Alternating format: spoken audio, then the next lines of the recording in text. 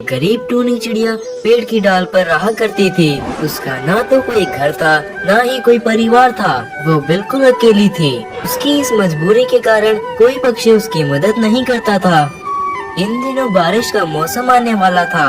सभी पक्षियों ने अपने अपने घरों को मजबूत कर लिया था ताकि बारिश के पानी से उन्हें किसी भी समस्या का सामना ना करना पड़े। एक दिन टूनी चिड़िया डाल पर बैठी हुई थी, तभी उसके पास कुछ पक्षी आते हैं। अरे देखो पक्षियों, ये गरीब चिड़िया कैसे एक डाली पर बैठकर अपनी जिंदगी गुजार रही है। इस चिड़िया की इतनी औकात कहाँ है जो एक घर बना सके। अरे घर तो बहुत दूर की बात है, इस चिड़िया की तो घोंसला बनाने की औकात भी नहीं है। सारे पक्षी टूनी चिड़िया का गरीब और बेघर होने का बहुत मजाक उड़ाते हैं, जिससे टूनी चिड़िया उन सारे पक्षियों की बातें सुनकर रोने लगती है। फिर कुछ देर बाद वो पक्षी वहाँ से चले जाते हैं।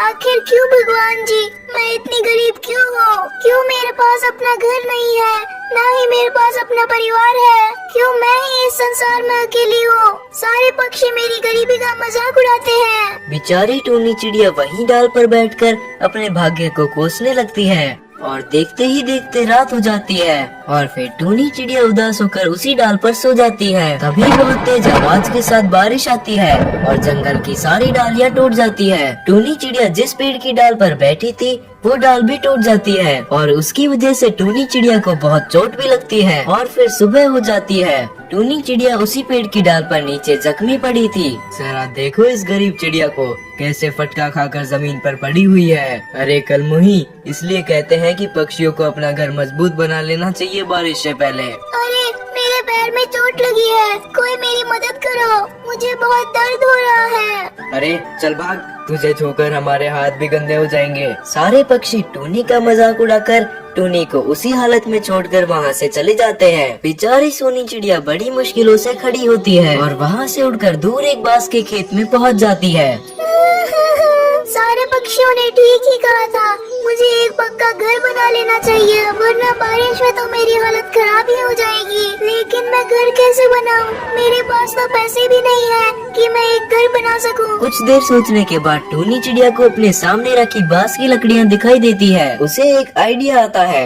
अरे वाह, यहाँ पर तो बहुत सारी बांस की लकड़ियाँ हैं। क्यों ना मैं इससे अपना घर बना लूं, ताकि मुझे बारिश में अपना सर छुपाने के लिए कोई जगह मिल जाए। टूनी चिड़िया वहाँ पर पड़ी बांस की लकड़ियों को एक जगह पर ले जाकर इकट्ठा करती है और उनसे अपना बांस का घर बनाने लगती है। कुछ दिनों की मेहनत के बाद टूनी चिड़िया अपना एक बहुत सुंदर सा बांस का घर बना लेती है और उसमें आराम से रहने लगती है। थोड़े दिन बाद जंगल में बहुत तेज तूफान आता है, जिससे जंगल के सभी पक्षियों के मजबूत घर भी नहीं झेल पाए और सबके घर टूटकर नीचे गिर जाते हैं। सभी पक्षी बहुत परेशान हो जाते हैं। अरे दोस्तों, इस तूफान ने तो हमारे मजबूत घरों को भी तोड़ दिया।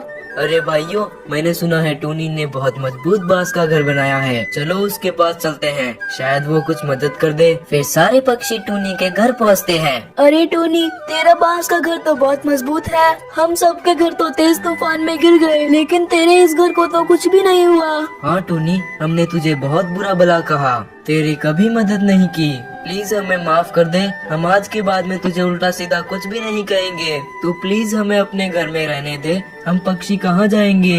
कोई बात नहीं पक्षियों, तुम्हें तुम्हारी गलतियों का एहसास हो गया है, इतना ही काफी है मेरे लिए। आ जाओ मेरे घर में, आ जाओ। फिर टूनी सभी पक्षियों को अपने घर में बुला लेती है और वो सब खुशी खुशी टूनी के साथ रहने लगते हैं।